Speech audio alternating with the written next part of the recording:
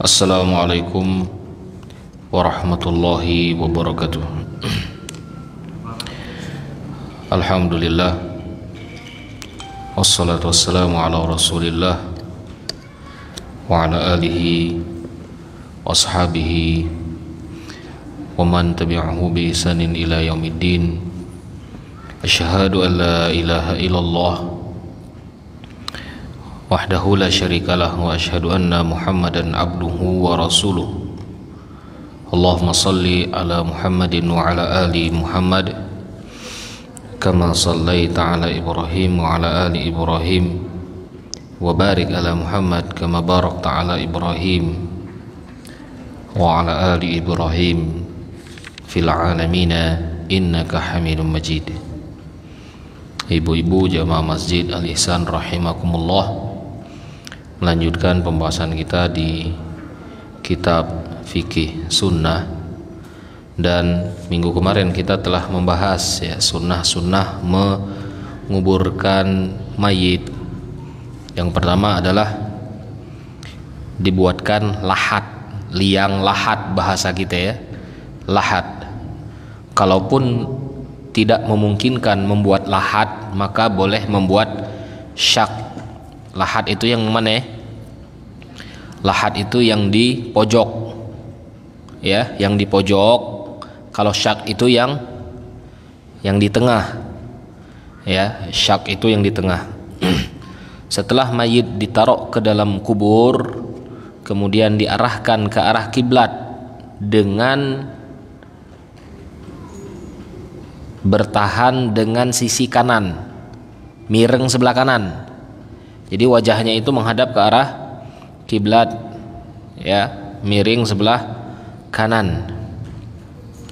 Dan ketika memasukkan mayit ke dalam kuburannya, membaca Bismillahi wa ala millati Rasulillah, dengan nama Allah dan juga dengan jalannya, dengan sunnahnya Rasulullah sallallahu alaihi wasallam. Kemudian ketika mengarahkan ke arah kiblat dan menyamping bertahan dengan sisi kanan mayit, maka bagian kepala mayit itu dikasih bantal yang dari tanah liat itu yang bulat-bulat biasanya. Itu supaya mayit itu tidak berbalik. Umar bin Khattab pernah meriwayatkan, ketika aku meninggal nanti, maka tempelkanlah wajahku, kata Umar bin Khattab, ke tanah. Jadi wajahnya itu tempel ke tanah, kata Umar bin Khattab. Nah, ini sunnah. Kalaupun tidak dilakukan, tidak jadi masalah. Kalaupun tidak dilakukan, tidak jadi masalah. Jadi wajahnya misalkan tidak dikenek tanah, tidak masalah. Tapi sunnahnya wajah mayit itu ditempel ke tanah, Jadi seperti itu. Kemudian disunahkan juga untuk membuka tali ikatan kafan tadi. Disunahkan untuk membuka tali ikatan kafan. Kalaupun tidak dibuka pun tidak jadi masalah. Jangan sampai ada keyakinan yang aneh. Kalau udah dibuka tali kafannya, antu bangkit misalkan. Nah, ini keyakinan yang aneh. Tidak diperbolehkan keyakinan seperti ini.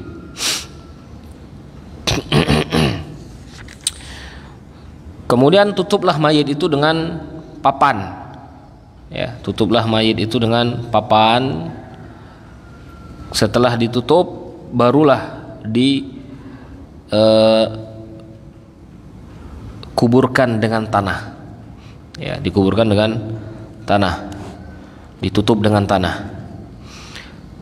Setelah itu disunahkan untuk mendoakan mayit, karena Rasulullah SAW menyebutkan istaghfiru, minta ampunlah kalian untuk saudara kalian. Minta ampun untuk saudara kalian itu meminta kepada Allah Subhanahu wa taala. Wasalu lahu at-tathbit, dan mintalah kepada Allah supaya dia mampu menjawab pertanyaan kubur. Nah ini dia. Maka kita yang berdoa untuk mayit, ya, kita yang berdoa untuk mayit, gitu loh. Diriwayatkan dari Ali annahu kana idza faragha min dafnil mayyit qala Allahumma hadza 'abduka. Ali pernah berdoa ketika mayit itu sudah dikuburkan, ya Allah, ini adalah hambamu. Nazala bika, dia sedang turun menghadap kepadamu. Wa anta khairul manzul bihi, dan engkau adalah zat yang paling baik untuk dituju. Faghfir lahu wa wassi' madkhalahu, kemudian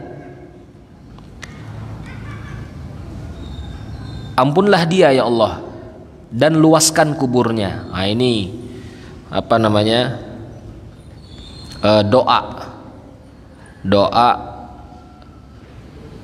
untuk mayit yang baru dikuburkan. Doa ini boleh tidak digunakan ketika kita ziarah kubur? Boleh juga, karena fungsi kita ziarah kubur nantinya adalah mendoakan mayit, kemudian mengingatkan kita kepada kematian, ya, boleh juga. Kemudian sebagian ulama, Ibnu Umar radhiyallahu anhu pernah diriwayatkan bahwa dia membaca awal surat Al-Baqarah. Dia membaca awal surat Al-Baqarah dan ujung surat Al-Baqarah. Ya, ujung surat Al-Baqarah. Kenapa? Karena isinya itu mengingatkan kita kepada Allah Subhanahu wa taala. Alif lam mim zalikal kitabul la raiba fi. Dialah Al-Qur'an, tidak ada keraguan-raguan. Ya. Alladzina yu'minuna bil ghaib, yang beriman kepada yang gaib. Mayat ketika ditaruh di kuburannya, kita yakin apa ya? Dia itu akan ditanya kan? Itu sesuatu yang gaib. Gitu loh. Nah, ini amalannya Ibnu Umar. Ya. Begitu juga dia membaca akhir surat Al-Baqarah. Lillahi ma fis samawati wa ma fil ard wa in tubdu ma fi anfusikum aw tukhfuhu yuhasibukum bihillah. Sesungguhnya hanya milik Allah Subhanahu wa taala di langit dan di bumi. Ya. Kemudian ketika kalian melakukan amalan-amalan yang terlihat ataupun kalian melakukan amalan-amalan yang sembunyi, yang tidak terlihat, maka Allah itu yang akan menghitung semuanya. Nah, ini dibaca, ayat ini dibaca oleh Ibnu Umar ketika menguburkan mayit. Ya, amalannya Ibnu Umar. Sanadnya Hasan. Hasan itu hadis dhaif, tapi riwayatnya banyak yang menyebutkan. Ya, jadi seperti itu. Bagaimana dengan mendoakan secara berjamaah? Ya, mendoakan secara berjamaah di kuburan.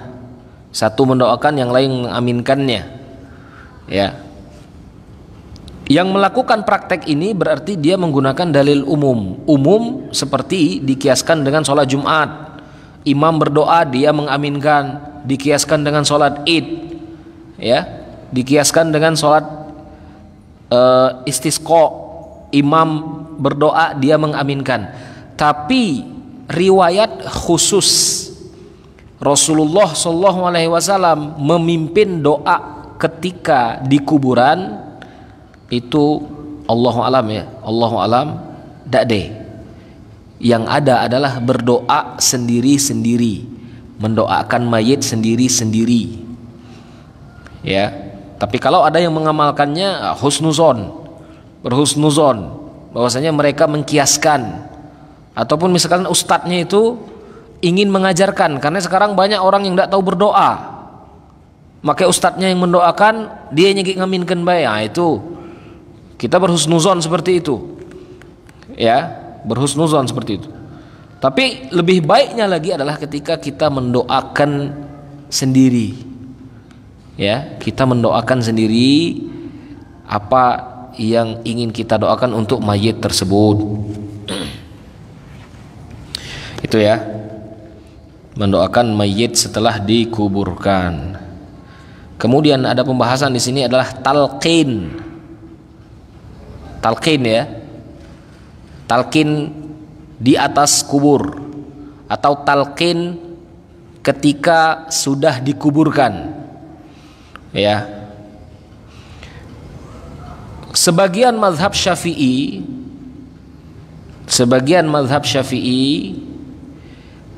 menyunnahkan, artinya boleh menyunnahkan, ya, yang dipraktek orang-orang sekarang itu dalam mazhab Syafi'i disebut sunnah.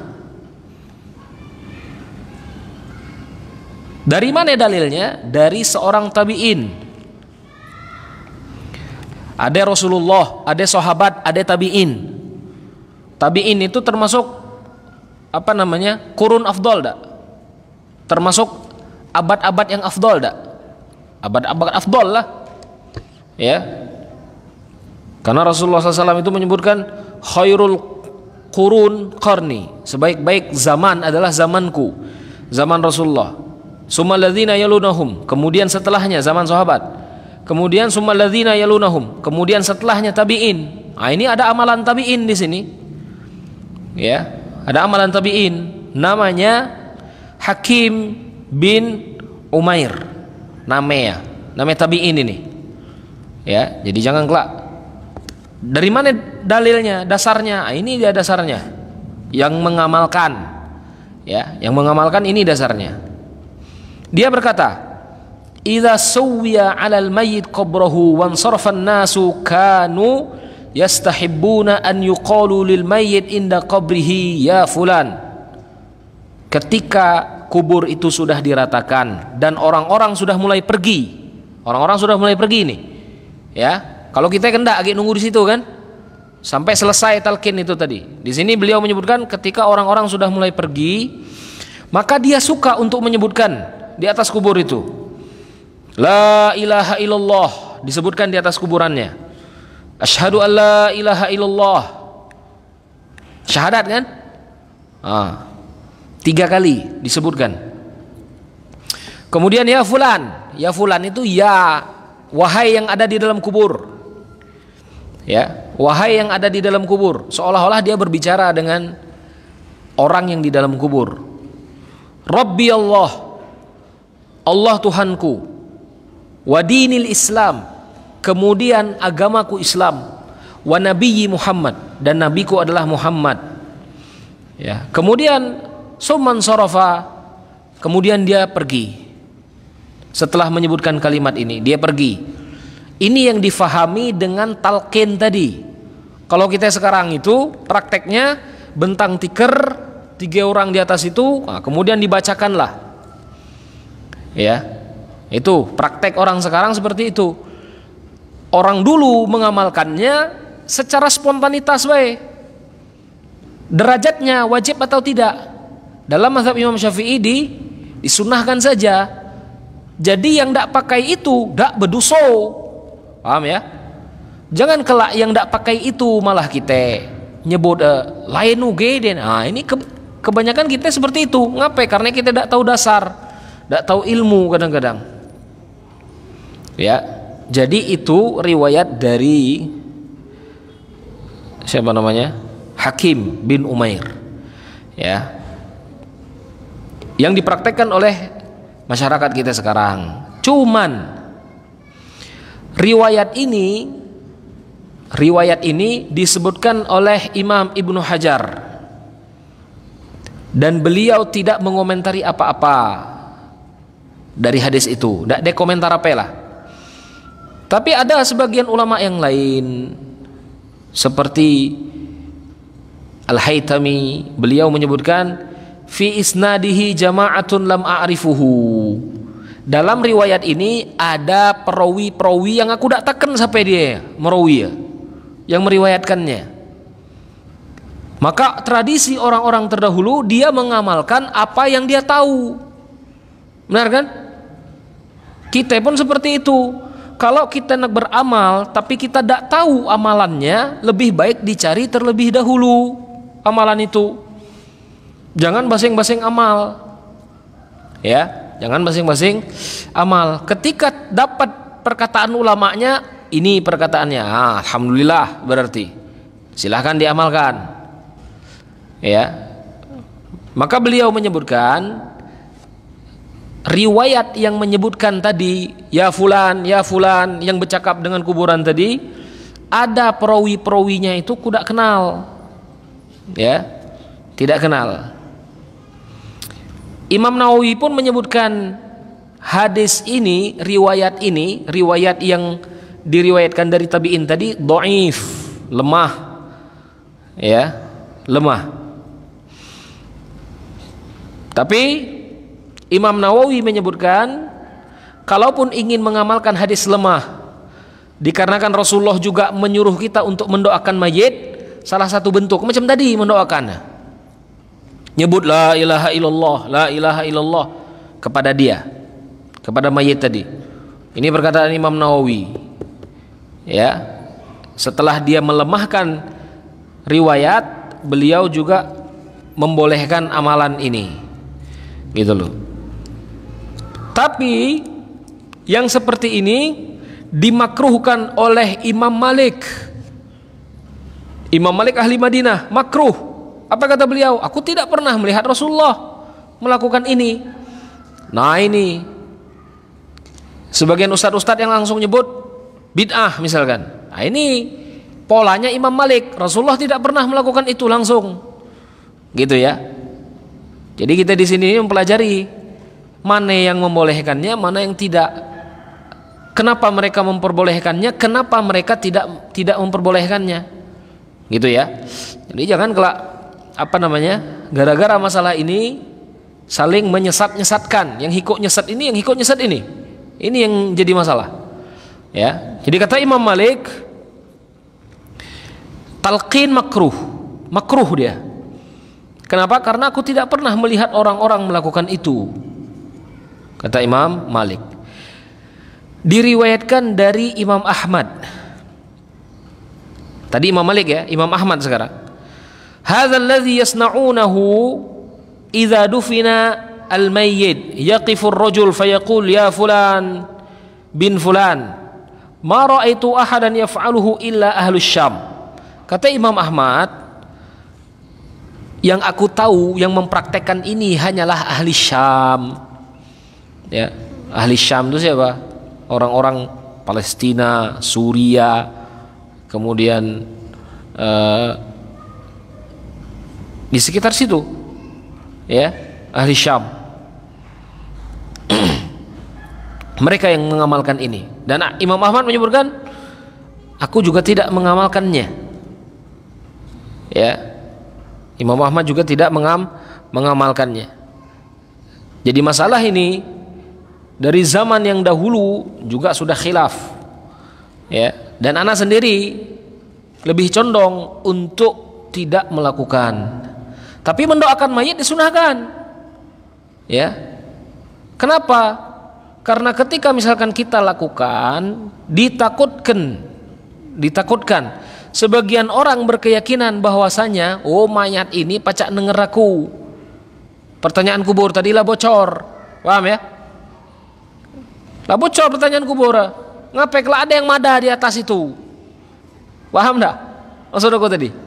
Kalau ini dipraktekkan, ditakutkan masyarakat itu macam itu. Ya. Dan masyarakat kita sekarang berkeyakinan kalau tidak macam itu berdosa. Seolah-olah menguburkan mayit itu tidak sah. Paham ya? Padahal dalam mazhab Imam Syafi'i derajatnya tidak sampai derajat wajib, tidak sampai derajat wajib. Ya. Derajatnya apa kata tadi? Sunnah. Dengan dalil itu tadi Imam Nawawi mendhaifkannya juga. Ya, Imam Nawawi mendhaifkannya juga. Kemudian azan di kuburan. Pembahasan tentang azan di kuburan. Sebelum sebelum dirumben, ditutup dengan pasir, diazankan di kuburan. Ada tidak dalilnya? Dalilnya dalam mazhab Syafi'i juga. Dalilnya kias. Dikiaskan dengan apa? Dikiaskan dengan anak bayi yang baru lahir. Anak bayi yang baru lahir diriwayatkan Rasulullah SAW pernah mengazankannya. Diazankan. Kemudian dibacakan iqamah di telinga kirinya. Ini ada riwayat dari Imam Tirmizi. Ya, ada dalilnya kan? Yang sebagian ustadz juga melemahkan hadis ini. Ya, yang melemahkan hadis ini berarti dia ngikut polanya Syekh Albani. Syekh Albani melemahkan hadis ini. Ketika dia lemah, tidak ada diamalkan. Nah, itu polanya. Jadi kalau ada ustadz nyebut tidak ada sunnah mengazankan bayi, berarti dia melemahkan hadis. Itu baik intinya. Tapi hadis ini disahihkan Imam Tirmizi, bahwasanya bayi yang baru lahir itu disunnahkan untuk diazankan. Dan beliau menyebutkan wal amalu inda ahlil ilm, dan diamalkan oleh ahli ilmu mengazankan bayi tadi. Nah, dalam mazhab Imam Syafi'i diperluas ketika bayi baru dari perut, dari alam perut masuk ke alam dunia. Beda alam kan? Beda ada alamnya? Beda alamnya. Kemudian dari alam dunia ke alam kubur, beda ada alam? Beda juga. Ya. Maka dia kiaskan ketika dari alam perut ke alam dunia diazankan, maka dari alam dunia ke alam ke alam kubur diazankan juga. Nah, ini dalilnya, dalil kias. Ya. Tapi sebagian ulama mengingkarinya, ini kias nih tidak pas. Kenapa tidak pas? Karena Rasulullah SAW itu juga menguburkan mayit, benar kan? Dan Rasulullah juga mengazankan telinga bayi, tapi tidak pernah dikiaskan seperti itu. Tidak pernah dikiaskan. Dan ketika Rasulullah SAW menguburkan mayit, tidak pernah mengazankan mayit. Itu ya. Dan itu juga yang anak amalkan, bahwa lebih baik tidak usah diazankan. Ya, lebih baik tidak usah diazankan. Jadi seperti itu. Ya. Kemudian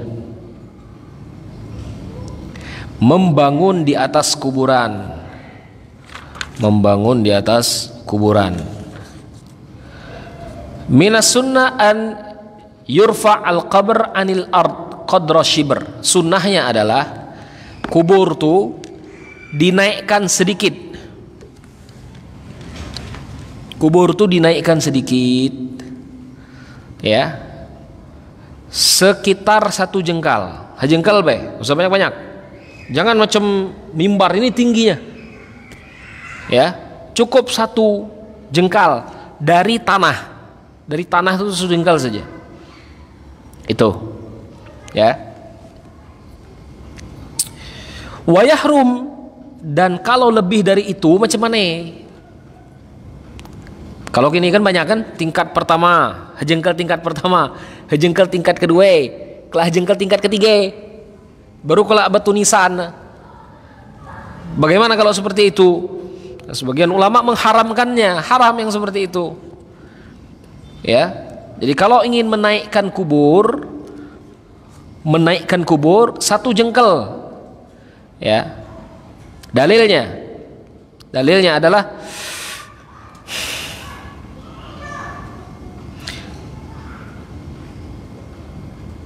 Rasulullah SAW menyuruh kami dari Fadalah bin Ubaid. Dari Fadalah bin Ubaid, dia berkata Rasulullah SAW menyuruh kami untuk meratakan kubur. Kubur itu diratakan. Ya. Begitu juga Ali bin Abi Thalib menyebutkan, ala ab'atsuka ala ma ba'atsani Rasulullah sallallahu alaihi wasallam. Mau dak aku kirim kamu seperti Rasulullah mengirimku. Ya, ngirim apa maksudnya?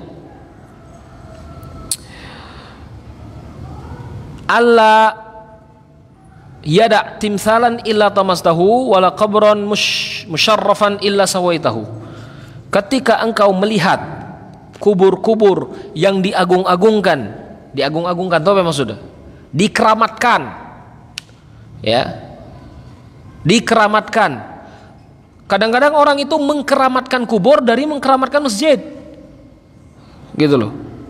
Mengkeramatkan itu berarti mengagungkan, ya. Masjid yang harus lebih diagungkan daripada kubur. Kadang-kadang orang malas maca Quran di masjid, kadang maca di kubur boleh ya. Iya tak? Ini mengagungkan kubur apa masjid kira-kira? Nah, ini yang jadi masalahnya. Maka ada riwayat kata Ali bin Abi Thalib, aku dulu diutus Rasulullah SAW menghancurkan patung-patung dan juga meratakan kubur. Kubur itu diratakan, ya, kubur itu diratakan. Jangan sampai diagungkan, ya. Di tempat kita ini ada kubur diagungkan, bahkan kubur orang soleh, kuburnya orang soleh, tapi yang mengagungkan orang bodoh, gitu loh. Paham ya? Kuburannya orang soleh, yang mengagungkannya orang bodoh. Coba datang ke apa namanya? Ke Bahar itu.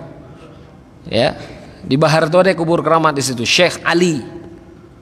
Namanya kubur Syekh Ali, Tobo Ali ya, Syekh Ali. Menku dulu udah salah. Ku pernah ke kubur itu. Ya, ku ke kubur itu. Ketika aku ke kubur itu, aku dapat botol minyak wangi di atas kubur itu. Kemudian aku dapat koin-koin duit 100 rupiah. Apa yang maksudnya? Duit 100 rupiah dibuang gitu. Ya. Paham ya apa yang maksudnya? Kemudian ada kelambu. Nah, telah dibahas. Macam mana menkubur di kelambu? Apa dia dimakan nyamuk di dalam itu? Ya, di kelambu kubur itu tadi. Nah, ini salah satu bentuk pengagungan kubur. Orang solehnya tidak salah, tapi orang setelahnya, paham ya? Orang setelahnya ini yang mengagungkan kuburan, itu yang salah. Maka Ali bin Abi Thalib ketika itu diratakan, ratakan semuanya. Qala Imam Tirmizi pernah berkata, al-amal ala hadza inda bahdi ahli ilm wa yukrihuna raf'ul qabr fawqal ard illa biqadri ma yu'raf annahu qabr likaila yuwati'u wa la yajlisu alaihi. Kata Imam Tirmizi, yang seperti ini harus diamalkan. Arti kubur itu harus diratakan, kata Imam Tirmizi. Ya, kubur itu harus diratakan dengan tanah. Ya. Kemudian boleh untuk diangkat supaya orang tahu itu kubur. Kalau orang tahu itu kubur, maka dia tidak duduk di atasnya. Ya, dia tidak duduk di atasnya, dia tidak membuang sampah di atasnya, dia tidak menginjak-injaknya. Itu supaya orang tahu itu kubur. Gitu loh. Ini kata Imam At-Tirmizi. Tapi jangan sampai ditinggi-tinggikan, kemudian diagung-agungkan. Seolah-olah ketika kita bangun semakin baik kuburannya, dia semakin senang, yang di dalam kubur itu semakin senang. Nah, ini berarti yang tidak berduit ini yang paling haro. Lah di dunia haro, lah di akhirat haro ge. Paham ya? Ngapa? Karena kubur dia bagus. Nah, itu ya. Qala Syafi'i. Di sini perkataan Imam Syafi'i. Ini perkataan Imam Syafi'i ya. Wa uhibbu alla yuzadu fi qabri turab min ghairihi. Dan aku lebih suka kalau kuburanku itu tidak ditambah-tambah kecuali turab kecuali tanah Ini perkataan Imam Syafi'i ini. Berarti kalau meninggikan pakai tanah oge. Tidak usah pakai unsur-unsur lain, pakai semen, pakai batu, pakai apa. Ini perkataan Imam Syafi'i ini. Pakai tanah Jadi tanah itu yang agak ditumpuk ke atas. Perkataan Imam Syafi'i. Ya.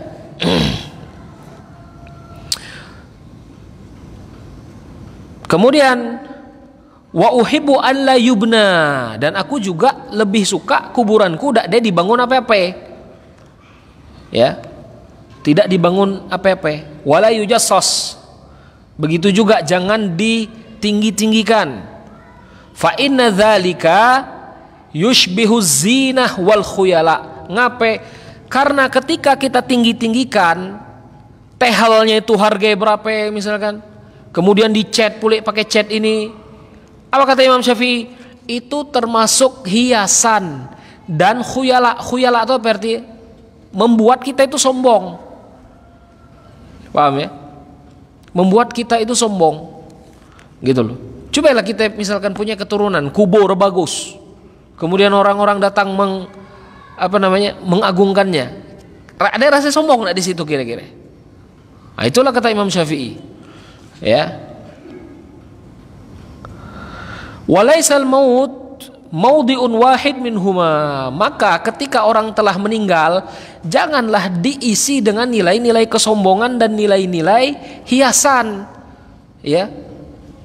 Boleh tidak kita menggunakan kain kafan, kita ganti dengan kain batik misalkan? Boleh tidak kira-kira? Supaya lebih Indonesia kan kain batik ya. Benar tak? Kita ganti kain kafan itu pakai kain batik. Boleh tak kira-kira? Mendak ada kain kafan boleh. Mendak ada kain kafan. Tapi ini kain kafan lah berlambur, pakai kain batik boleh. Atau kita pasang mayat kita itu pakai jas, macam mana hukum? Supaya dia ganteng masuk ke dalam kubur itu. Macam mana? Kira-kira. Kata Imam Syafi'i, janganlah seperti itu. Ya. Karena ketika orang meninggal itu bukan tempat untuk sombong-sombong, bukan tempat untuk berhias-hias. Gitu loh. Ya. Tapi cukupkan apa yang diajarkan Rasulullah SAW. Pakai kain kafan, pakai kain kafannya. Sudah itu. Kemudian kuburkan. Ya. Walam aro. Ini kata Imam Syafi'i dah. Aku tidak pernah melihat kubur muhajirin, kuburnya orang-orang muhajirin, wal ansar, dan orang-orang ansar, mujassasoh, dibangun tinggi-tinggi. Aku tidak pernah lihat. Ya. Wa qad ra'aitu minal wulat man yahdum ma bunya fil maqabir walam ara al-fuqaha yu'ibuna alaihi dzalik. Karena Imam Syafi'i, dan aku juga melihat ada para pemimpin-pemimpin, khalifah-khalifah yang menghancurkan kuburan. Bukan menghancurkan kuburannya, yang tinggi-tinggi itu diratakan. Kata Imam Syafi'i, aku tidak melihatnya sebagai aib. Karena memang ketika di kuburan itu kita tidak boleh meninggikannya, ya. Ini perkataannya Imam Syafi'i, gitu loh. Jadi ingat, kubur itu jangan tinggi-tinggi, jangan sampai orang itu mengagungkannya. Pertanyaannya, macam mana kuburan Rasulullah sekarang? Benar tak? Kuburan Rasulullah SAW kan di dalam masjid, ya. Kuburan Rasulullah SAW di dalam masjid, di dalam Masjidin Nabawi. Pertanyaannya, bagaimana dengan kuburan Rasulullah? Kuburan Rasulullah itu di rumah Rasulullah. Dulu itu rumah, bukan masjid dulunya. Ya. Kemudian semakin banyak orang datang, maka para ulama pun memberikan fatwa, jangan sampai masjid itu diperluas ke arah rumah. Karena bisa jadi fitnah. Paca ada kubur di dalam masjid. Ya. Kemudian dibangunlah, karena hajat itu tadi, orang semakin banyak, masuklah masjid ke rumah Rasulullah SAW. Gitu loh. Dan kita tengok di depan Masjid Nabawi itu kuburan. Di depan Masjid Nabawi itu ada kuburan. Ya. Ngapain? Karena semakin banyak orang yang datang, sehingga perlu perluasan seperti itu dan memasuki rumah Rasulullah Shallallahu Alaihi Wasallam. Dan kubur Rasulullah tidak boleh dipindah. Beda dengan kubur kita. Ya, kalau kubur kita itu boleh untuk dipindah. Tapi kalau kuburan Rasulullah SAW tidak boleh untuk dipindahkan. Ya, karena Rasulullah SAW itu ketika meninggal dia dikuburkan di tempat di mana dia meninggal. Rasulullah meninggal di mana? Di rumahnya Aisyah. Ya itulah rumah Aisyah. Dan di dalam kuburan Rasulullah SAW itu ya tanah rata, ya, dengan tanah, gitu loh. Kecuali di luarnya saja, kita bisa melihat dari luar. Kalau di dalam tetap dia tanah, ya. Jadi seperti itu. Waqad aftal ulama bihadmil masajid wal qubab allati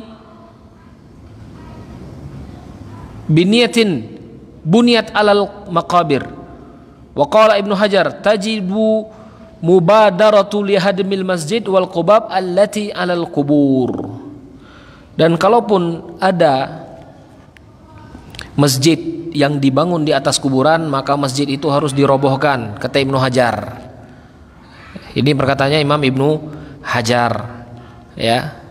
Jadi kalau misalkan kita ingin membangun masjid, pastikan tempat itu tidak ada kuburannya, ya. Jadi seperti itu. Maka meninggikan kuburan seperlunya saja, jangan nuwe-nuwe. Kemudian pembahasan selanjutnya, tasnimul qabr wa tastih. Tasnim itu apa? Tasnim itu numpuk tanah bentuk segitiga macam ini nih. Paham enggak? Numpuk tanah di atas kuburan tadi kan diperbolehkan menaikkan kuburan kan? Diperbolehkan menaikkan kuburan kan? Menaikkan kuburan itu apakah berbentuk segitiga? Jadi numpuk tanah atau macam ini lah posisi ya. Tuh. Itu yang pertama. Atau numpuk tanahnya itu di samping-sampingnya. Di samping-sampingnya. Numpuk tanahnya itu diangkat di sekitar ini. Ya, kalau kita kebanyakan di samping-samping ya. Tidak ada yang kubur segitiga ya kan? Kebanyakan samping ya. Nah, itu boleh tidak jadi masalah.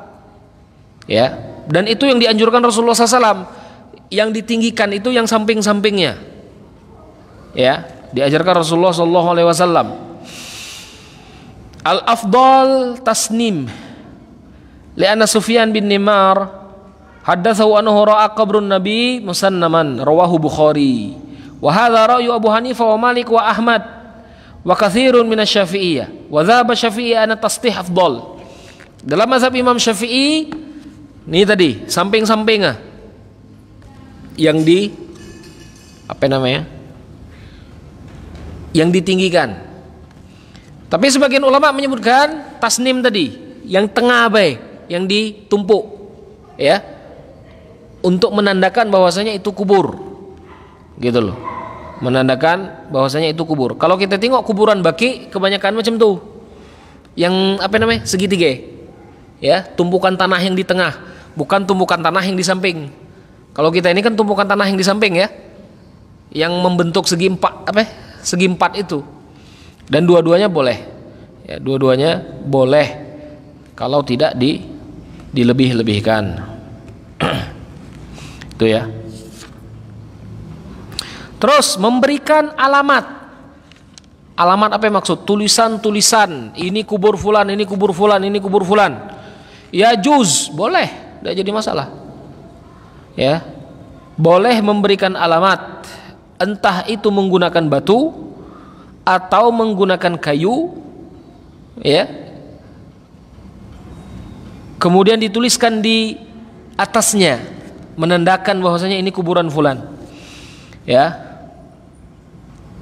Dari Anas, anna Nabi sallallahu alaihi wasallam a'lama qabra Utsman bin Affan, Utsman bin Maz'un bi sakhratin. Ya. Ai wada alaihi sakhrah li tabyin bihi. Rasulullah SAW pernah narok ranting kayu di atas kuburan, menandakan itu tuh kubur, dan itu kuburannya Utsman bin Maz'un. Itu dia. Ata'lam biha qabra akhi wa udfinu ilaihi man mata min ahli. Kemudian dalam riwayat yang lain, dalam riwayat Abu Daud, bahwasanya Rasulullah SAW juga menyebutkan bahwasanya Rasulullah pernah melakukan narok ranting tadi, kayu tadi, dan beliau menyebutkan, apakah engkau tidak mengetahui aku naruh ini itu supaya diketahui ini kuburan saudaraku dan ini kuburan keluargaku, ya. Dari sini para ulama menyebutkan tidak jadi masalah untuk memberikan alamat tanda ini kuburan siapa. Yang punya pertanyaan langsung tulis ya. Ini pembahasan yang terakhir. Pembahasan yang terakhir adalah melepas sendal ketika masuk ke dalam kubur. Melepas sendal ketika masuk ke dalam kubur. Kebanyakan ulama menyebutkan kalau masuk kubur menggunakan sendal dak pepe, dak berdosa. Tidak berdosa. Ya. Dengan dalil bahwa Hasan Ibnu Sirin, kemudian yamsyiani bainal kubur bini alaihima. Ibnu Sirin dan Hasan pernah berjalan di kuburan dan menggunakan sendal. Ya. Kemudian dengan dalil juga innal abda idza wada'a fi qabrihi wa tawalla anhu ashabuhu innahu la yasma' qara'ana alaihim. Ketika seorang hamba ditaruh di atas kuburannya, kemudian orang-orang sudah meninggalkannya, maka mayit itu mendengarkan langkah kaki sendal mereka. Artinya orang pakai sendal ke kuburan itu. Di dalam kubur itu pakai sendal. Tapi dalam mazhab Imam Ahmad ada anjuran untuk melepaskan sendal ketika masuk ke dalam kuburan, tapi dengan syarat ya, sendal kuburan itu memang bersih, tidak ada banyak beling-beling. Kalau banyak-banyak beling, ya pakailah sendal itu, jangan tibo segala. Ya, dengan syarat kuburannya itu bersih. Apa dalilnya Imam Ahmad? Imam Ahmad meriwayatkan dari Abu Daud, dari Imam Nasai, Ibnu Majah, Rasulullah SAW menegur seorang laki-laki yang berjalan di kuburan dengan sendalnya. Rasulullah menegur artinya lebih baik jangan menggunakan sendal. Nah, itu mazhabnya Imam Ahmad. Allahu a'lam ya. Sunnah melepaskan sendal ketika di kuburan, sunnah kalau tidak membahayakan kita. Tak ada rusak kaki, tak ada hangat kaki, tak ada melepo, tak ada kena beling. Nah itu. Tapi kalau misalkan ada uzur-uzur macam tadi, ya gunakan sendal itu, dipakai sendalnya, ya. Jadi seperti itu. Yang ada pertanyaan langsung kirimlah.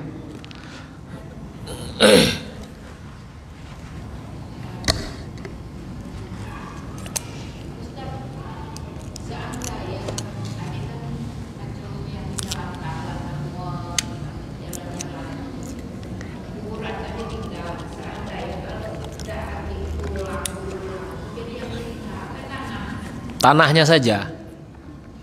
Kalau misalkan ada pembangunan di atas kuburan, kuburan itu dipindahkan dan tulang belulang ndak gi, memang ndak gi lah, pasti dimakan tanah.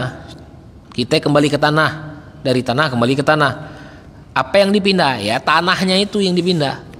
Dipindahkan ke tanah yang baru dan ditandakan bahwasanya itu kuburan. Dan tanah itu tidak boleh lagi untuk digunakan untuk yang lain, hanya untuk kuburannya. Gitu loh. Jadi memang tanahnya baik yang dipindahkan. Ya. Ada yang lain?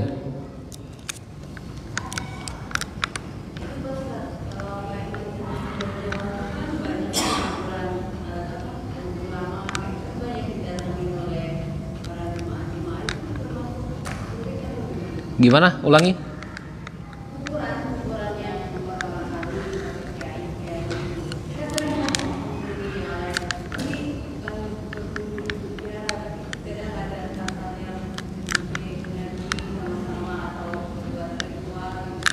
Di kuburan ya.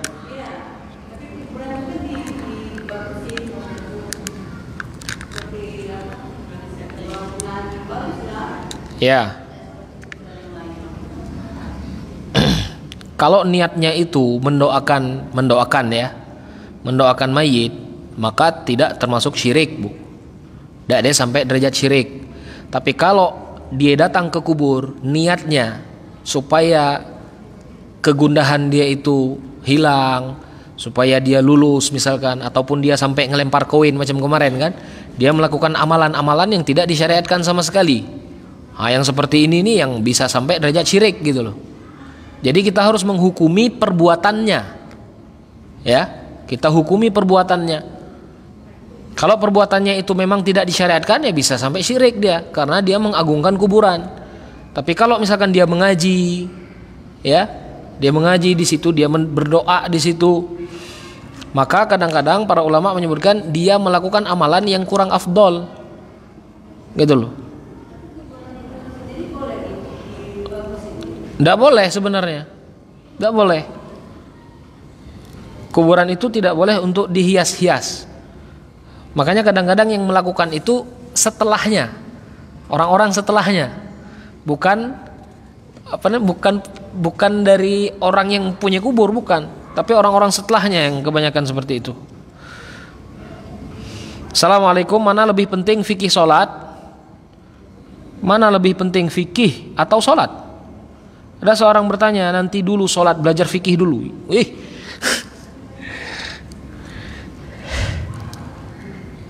Fikih sholat, sholat itu harus pakai ilmu fikih, gitu ya. Sholat itu harus pakai ilmu fikih. Maka ketika kita ingin sholat, otomatis belajar fikih sholat wajib hukumnya. Jadi jangan dipisah, gitu loh. Kalau lu aku sholat aku nak belajar fikih dulu. Ah, ini salah. Ketika dia ingin sholat, ketika itu juga dia harus belajar fikih sholat. Macam mana ya sholat?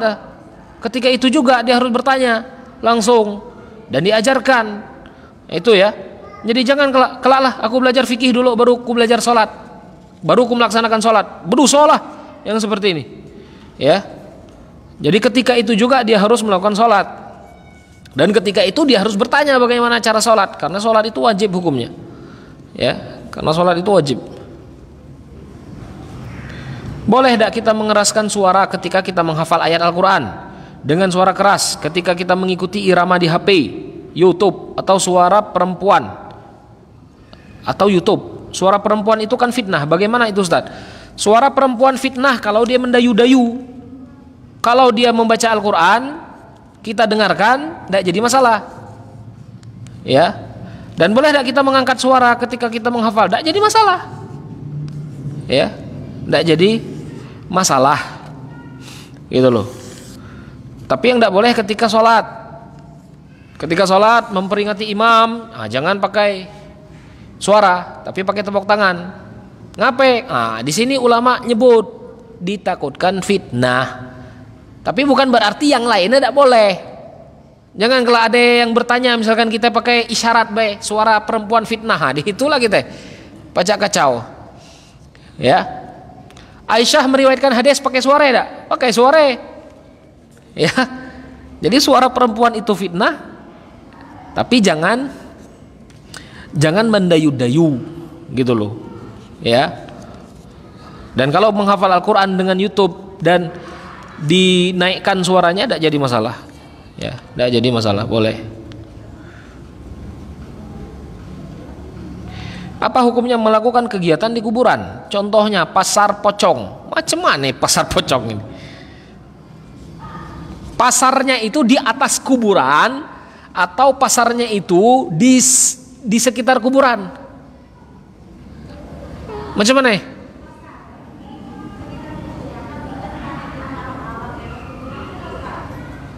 Di atas kuburan naruh barang. Tidak boleh lah. Ada kuburan orang dalam itu. Tidak boleh. Ya. Duduk di atas kuburan pun diancam Rasulullah SAW. Duduk di atas bara api. Macam mana kita naruh barang-barang kita di atas kuburan? Ya, tidak boleh. Ini lah basing-basing ini yang lebih jual di. Tapi kalau misalkan ini kuburan, kemudian di depan kuburan itu ada yang berjualan misalkan, tidak masalah, gitu loh, tidak jadi masalah. Tapi kalau melakukan akad jual beli di dalam kuburan, naruh barang di dalam kuburan, tawar menawar di dalam kuburan, yang di bawahnya ada kuburan orang, itu tidak boleh, tidak boleh. Duduk beda boleh, pakai jual beli. Nah, inilah kira-kira, ya. Ngapain orang tuh melakukan itu? Ya kebiasaan orang tuh berarti tidak ada yang mengingkari. Orang-orang di sekitarnya tidak ada yang mengingkari. Sama dengan kita sekarang, kebiasaan-kebiasaan masyarakat kita yang lah tidak mampu lagi mengingkari ya. Nah, itulah kira-kira. Tapi tidak bisa untuk dibenarkan juga kebiasaan itu. Tetap tidak boleh ini. Macam mana kita beli di situ? Berdosa. Tapi sah tidak barang kepemilikan kita? Sah. Paham tidak? Contohnya kita beli HP misalkan di kuburan tadi. Sah dah HP itu milik kita? Sah, tapi berdosa. Ngapain berjual beli di kubur? Itu loh. Ya, itu. Akhirnya tak? Sampai sini dulu ya. Minggu ada baru dilanjutkan. Insyaallah pada maghrib ada kajian dari Ustadz Aidil ya. Kita tutup dengan kafaratul majlis. Subhanakallahumma bihamdika asyhadu an la ilaha illa anta astaghfiruka wa atubu ilaik. Assalamualaikum warahmatullahi wabarakatuh.